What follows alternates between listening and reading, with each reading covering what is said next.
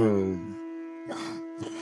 எப்பயுமே பணத்தை பணமாக பார்க்காம பணத்தை கடவுளாக பார்க்கணும். பணத்தை எப்படின்னா, ஒரு ஞானவான் எப்படி பார்க்குறாருன்னா, அது அது மாயையாக ஒரு சூழல் இருக்கும். பணமாக பார்த்துட்டு அது ஒரு மாயை தான். அது ஒரு ஆசையை உருவாக்கிரும். அது ஒரு வேற ஒரு வடிவத்தை கூட்டிகிட்டு போயிடும். அதனால் எப்பயுமே பணத்தை ஒரு கடவுளாக ஒரு ஒரு தெய்வீகமாக பார்க்க தொடங்கினா, அது எப்படின்னா அந்த பதட்டம் இல்லாத ஒரு சூழலை உருவாக்கும். அப்போ மனம் இல்லாத ஒரு சூழலை உருவாக்கும். அப்போ பணம் இருந்தும் பணம் இல்லாத போல ஒரு சூழலை நம்மளால் உணர முடியும்.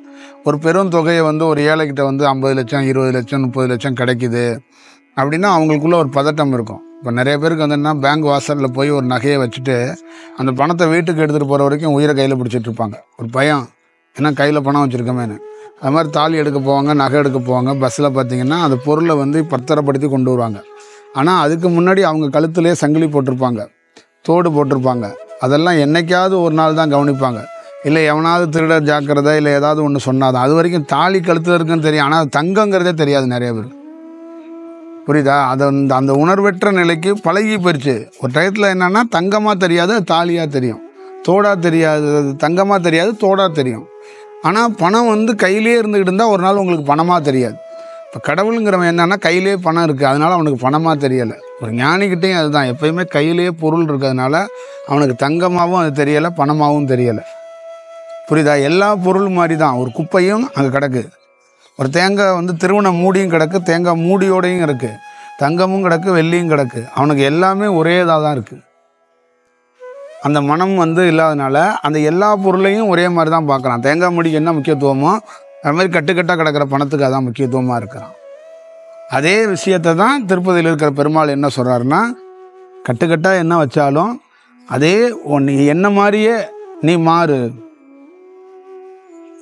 உன்கிட்ட எத்தனை கட்டு வேணாலும் பணம் வரட்டும், ஆனால் நீ அதில் பெருசுப்படுத்தாத, பொருள்படுத்தாத, அது எனக்கு கிடக்கட்டும் அப்படிங்கிற மாதிரி பார்த்துக்க. உன் வீட்டில் செங்கல் ஜல்லி இதெல்லாம் கிடக்குல்ல, அந்த மாதிரி பணமும் ஒரு மூலையில் கடந்துட்டு போகுது, தங்கமும் ஒரு மூலையில் கடந்துட்டு போகுது. புரியுதா? அப்படி பார்க்க தொடங்குனா உனக்கு அந்த ஏழையும் தெரியாது, பணக்காரனும் தெரியாது. அதில் போய் ஸ்பெசிஃபிக்காக இதனால தான் இது நடக்குது, இப்போ பணத்தினால தான் நடக்குது அப்படின்னு ஒன்று இருக்குல்ல, அது இல்லாத ஒரு நிலைக்கு நீ மாறப்பட்டுருவ. இப்போ நான் கிளம்புறேன் ஒரு தியானத்துக்கு. ஒரு பகுதியில் போய் இந்த பகுதியில் ஒரு முன்னாடி பெரியவங்கள்லாம் ஒரு துறவியாக யாத்திரை போவாங்கள்ல, அந்த மாதிரி நான் வர்றேன். இப்போ வரும்போது வெகு சிலர்கள் யாராவது விருப்பப்பட்டாங்கன்னா அவங்க வரட்டும் அப்படின்னு நான் சொல்லிவிட்டு நான் வர்றேன். இப்போ நான் என்ன நினைக்கிறேன்னா, நம்ம போய் தியானம் பண்ணுறது புதுசு இல்லை, நல்ல விஷயந்தான். அது நிறைய இடங்களில் நம்ம பண்ணிட்டோம். அப்போ அங்கே ஏதாவது ஒரு ஜீவனுக்கு ஏதாவது உணவு அளிச்சான்னா அப்படின்னு நினச்சிட்டு நம்ம தோண்டிக்கிட்டு வர்றோம், அவ்வளோதான். அதுக்காக நீங்கள் சாப்பாடு கொடுக்க போகிறீங்களா, நீங்கள் சாப்பாடு கொடுக்க போகிறீங்களான்னு வகுப்பில் கூட கேட்குறது உண்டு. இப்போ இதிலெல்லாம் அவ்வளோ பெரிய திட்டமெல்லாம் இல்லை. ஒரு சில மனிதர்களை அங்கே போகிற மாதிரி இருந்தால் அன்னதானம் கொடுக்குற மாதிரி இருக்கலான்னு வேணால் ஒரு சின்ன இது சொல்லுவோமே, வேறு எந்த திட்டமும் கிடையாது. ஆனால் இப்போ நம்ம வர்றோம்ல, அப்போ இறைவன் என்ன பண்ணுறாருன்னா, சரி அவன் இது என்னென்னலாம் அந்த இடத்துக்குள்ளே நிகழணும்னு இருக்கோ அதெல்லாம் நிகழ்த்து. அப்போ அந்த உணவுகள்லாம் இப்போ முறைப்படி ஒரு பணக்காரவங்க வந்தால், வேறு யாராவது வந்தால் பேங்க்லேருந்து பணத்தை எடுத்துகிட்டு மஞ்சள் பையில் எடுத்துகிட்டு வரணும். நம்ம எந்த பணத்தை எடுத்துகிட்டு வந்தோம்? கட்டிய வேட்டி சட்டையோடு தான் வர்றோம். இந்த பணம் நம்ம கையில் வச்சுருந்தோம். அப்போ எல்லா கோயில்லையும் கரெக்டாக உணவு கொடுக்குறோம்ல, புரியுதுங்களா? அப்போ இதுக்கு காரணம் என்னன்னா, பணத்தை பெரிதுபடுத்தாத ஒரு நிலை. பணமும் எல்லா பொருள் போல தான் ஒரு பொருள் அப்படிங்கிற அந்த எண்ணம் வந்துருச்சுன்னா இறைவன் அதை உடனே சாத்தியப்படுத்தி கொடுத்துருவான்.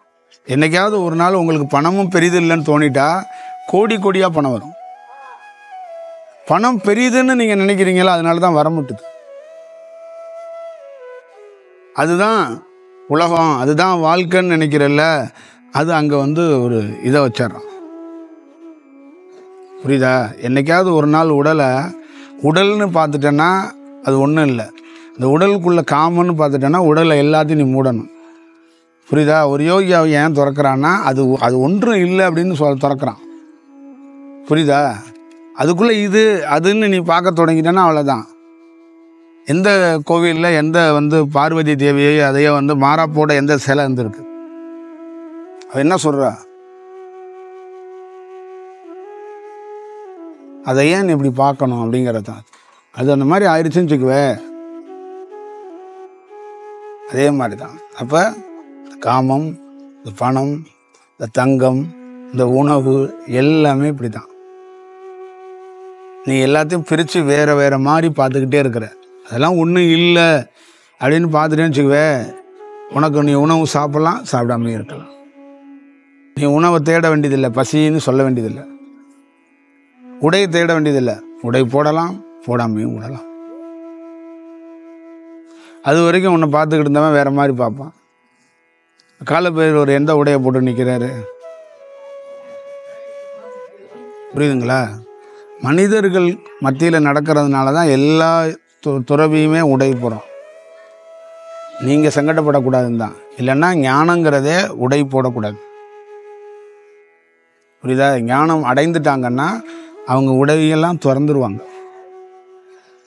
நம்மளை வணங்க வர்றவங்க மனித தன்மையில் இருக்கிறாங்க, அவங்களுக்கு சங்கடத்தை ஏற்படுத்திடக்கூடாதுங்கிற ஒரே காரணத்துக்காக தான் இது அணியத். கடலூரில் அவரே என்ன பண்ணார், அந்த ஒளி தேகத்தை போத்து இருக்கிறது அப்படிங்கிறது என்னன்னா, அதை அப்படியே காட்டக்கூடாது. அது யார்கிட்ட காட்டணும்னா நல்ல தபஸ் பண்ணுறவங்கள்ட்ட காட்டலாம். ஏன்னா அவனுக்கு அந்த புரிதல் இருக்கும், அது இறைவன். மற்றவன்கிட்ட அந்த மனம் அப்படி இருக்காது. புரியுதா? அதனால தான் அந்த நெரூர் சதாசிவம் போகும்போது ராணி குளிக்கும்போது ராணி நிர்வாணமாக அங்கே நிற்கலை, இவர் நிர்வாணமாக வந்துட்டார் அப்படிங்கிறதான் அவனுக்கு பிரச்சனை. புரியுதா? ராணி அரையும் குறையமாக குளிக்கிறத ஒருத்தன் பார்த்துட்டாங்கிறது கையை வெட்டல. அவர் இவர் நிர்வாணமாக வர்றாரு. புரியுதா? இப்போ ஒரு துறவி வந்தானா, நிர்வாணமாக வந்தானா, அதில் காமம் தூண்டாது. ஒரு பொண்ணுக்கு பார்த்தான்னா ஆசையெல்லாம் வராது. புரியுதா? அதை உணரணும், வரவே வராது. அப்போ வந்துச்சுன்னா நீ திருப்பியும் பிறப்பெடுக்கணும், இல்லை நல்ல தவம் செய்யணும், இல்லை அது வரைக்கும் காத்திருக்கணும். ஒரு நாள் அந்த மாதிரி சலனம் வந்ததுனால தான் பரசுராமன் தாய்க்கு பரசுராமன் முத்தி கொடுத்தான். அந்த உலகத்திலே அந்த மாதிரி ஒரு விஷயம் வரக்கூடாது. வந்தால் என்னாகும், தாய் நீ பிறப்பெடுக்கணும், நீ இறைவனோடு இருக்க முடியாது. ஏன்னா உனக்கு ஆசை வந்துடுச்சுன்னா, ஆசை வந்தால் மனிதன் அர்த்தம், ஆசை வரலன்னா இறைவன் அர்த்தம். அப்போ என்ன செய்கிறான், தாய் ஒரு பிறப்பெடுத்துட்டு வரட்டும். அப்போ முக்தி கொடுத்தா தான் பிறப்பெடுக்க முடியும். இப்போ பரசுராமன் என்ன பண்ணுறான், தாய் நீங்கள் போய் பிறப்பெடுத்துட்டு அந்த ஆசையெல்லாம் தீர்த்துட்டு வாங்க, நம்ம கூட்டத்தில் நீங்கள் சேர்ந்துக்கலாம். அப்படி வரப்பட்டவங்க தான் எல்லாரும். நம்ம எல்லாருமே இந்த உலகத்தில் பிறக்கப்பட்ட அத்தனை மனித ஆணும் சரி பெண்ணும் சரி, ஆசை எங்கேயோ ஒரு இடத்துல தோணுனதுனால தான் பிறப்பெடுக்க ஓடியாந்துட்டோம். நாம் எல்லோருமே ஒரு இடத்தில் கடவுளிடம் அருகிலே அமர்ந்திருந்தவங்க. கைலாய மலையிலேயோ இல்லை ஏதோ ஒரு மலையில் இறைவன் காலடியில் அமர்ந்திருந்தவங்க. ஏதோ ஒரு சலனம் வந்தோன்னா, சரி நீ போயிட்டு வா, அந்த சலனத்தை சரி செஞ்சுட்டு வா. இறைவன் என்ன சொல்கிறான், சலனம் வர்றது தவறு கிடையாது, வந்துடுச்சுன்னா அதை சரி செஞ்சுட்டு வா போ. அவ்வளோதான் இதோட விஷயம். புரியுதா? இப்போ சுக்கிரனே என்ன சொல்கிறார், இது சுக்கிரனுக்கான தலம். சுக்கிராச்சாரியர் என்ன சொல்கிறாருன்னா, விந்துவாக இருந்தால் என்ன இருக்கும், நீ மனிதன். விந்துவே ஜோதியாக மாறினா இறைவன். ஒன்றுகிட்டே தான் இருக்கு. விந்து தான் இறைவன். அதை நீ மனித தன்மைக்கு பயன்படுத்திக்கலாம், காமம்னு பயன்படுத்திக்கலாம், ஆசைன்னு பயன்படுத்திக்கலாம். கல்யாணம் பண்ணி சுகபோகத்தோட ஒரு 60 ஆண்டுகள் 70 ஆண்டுகள் அந்த விந்து அணுக்களை வச்சு வாழ்ந்துக்கிட்டே தான் இருக்கிறாங்க. அதை நீ ஜோதியாக மாற்றி இறைவனாகவும் மாறிக்கும். இரண்டுக்கு உரியவன் தான் நான். புரியுதா? சுக்கிராச்சாரியருக்கு என்பது இந்த மோகங்களை கொடுக்கக்கூடியவரும் இவர் தான், ஞானங்களை கொடுக்கக்கூடியவரும் இவர் தான். அதுதான் விஷயம். அப்போ அந்த இடுப்பு, அந்த விந்தணுக்கள் வர்ற இடம், இப்போ அந்த இடங்களுக்கெல்லாம் பெரிய அதிபதி இவர் தான். அப்புறம் இந்த பணம், இந்த புகழ், கொஞ்சம் மினுக்கா போடுற உடை, ஸ்டைலாக தீவிர தலைகள், இதுக்கும் இவர் தான். புரியுதா? இப்போ மெயினாக நம்ம ஆளுங்கள்லாம் இங்கே வர்றதே இதுக்காக தான் வருவாங்க. கோயிலில் உண்டியல் இருக்குல்ல, அந்த மாதிரி உண்டியலுக்காக தான் நிறைய பேர் வருவாங்க.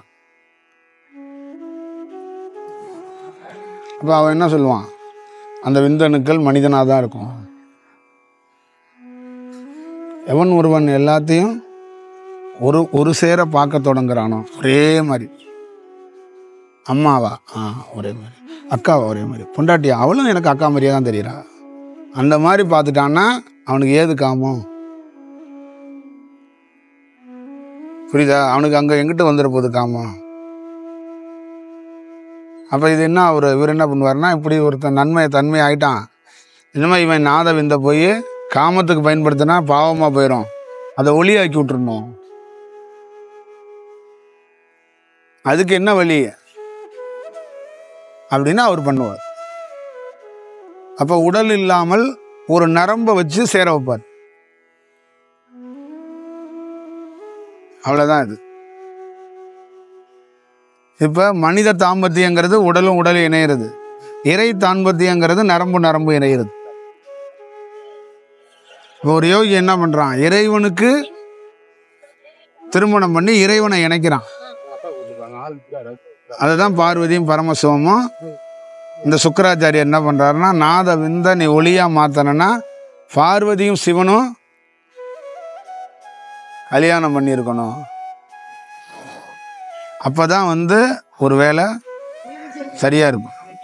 வெளியில் நாம் கல்யாணம் பண்ணிக்கிறோமா? கல்யாணம் பண்ணி என்ன பண்ணுறோம், 2 உடலாக போய் இணைகிறோம். ஆனால் ஒரு யோகி என்ன பண்ணுவான்னா, கல்யாணம் வெளியில் பண்ண மாட்டான். வெளியில் அவன் தியானம் தான் அவனுக்கு ஒரு கல்யாணம். அப்போ உள்ளே என்ன பண்ணோன்னா பார்வதியும் சிவனும் இணைவாங்க. கல்யாணம் பண்ணவனுக்கு இங்கே இருக்கிற மாதிரி நீங்கள் உடலில் நடக்கிற சம்பவம் மாதிரி நரம்புகள் 2 நரம்புகள் இணையும் போது அந்த விந்தணுக்கள் மாறும், அது ஒளியாக மாறும்.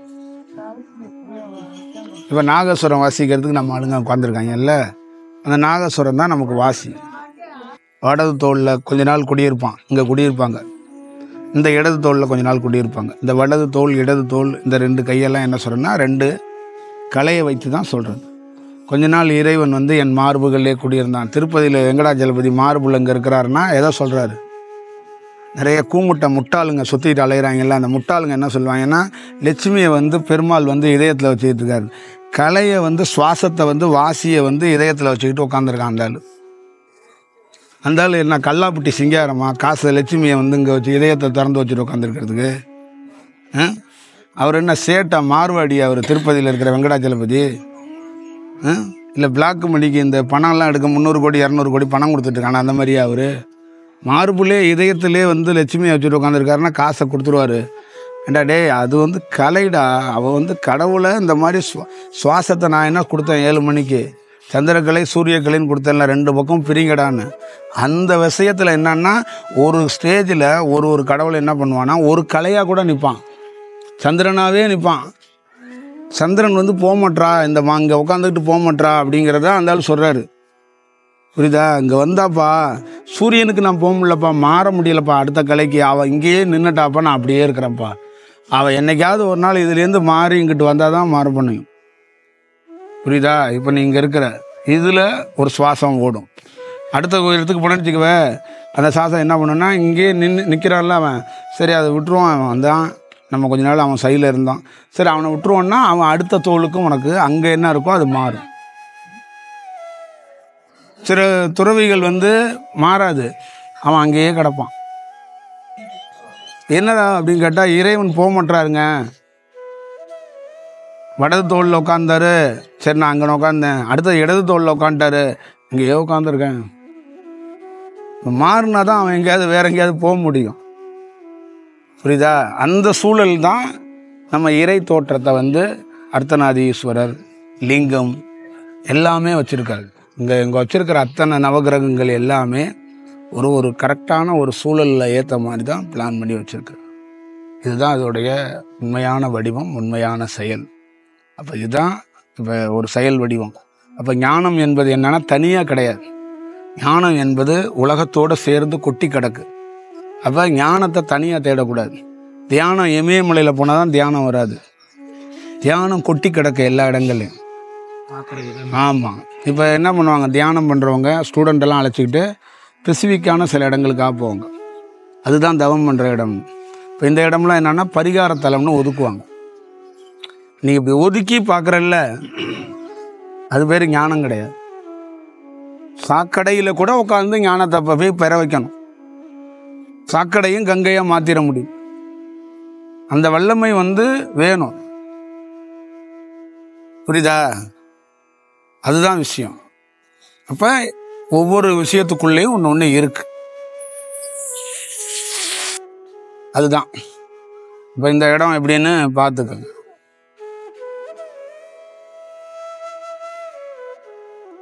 ரெண்டு சுவிட்ச் இருக்கு. மஞ்சள் சைட்டு ஒரு சுவிட்ச் எரியும், அங்கே சிவப்பு சுவிட்சு ஒன்று எரியும். எந்த சுவிட்சை போடுறியோ அதுதான். சிவப்பு சுவிட்சு போட்டோன்னா நீ இல்லறத்தில் வாழ்ந்துக்கலாம். மஞ்சள் சுவிட்சை போட்டோன்னா கொஞ்சம் ஞானத்துக்கு வாழ்ந்துக்கலாம். ரெண்டு சுவிட்சுமே போடலைன்னா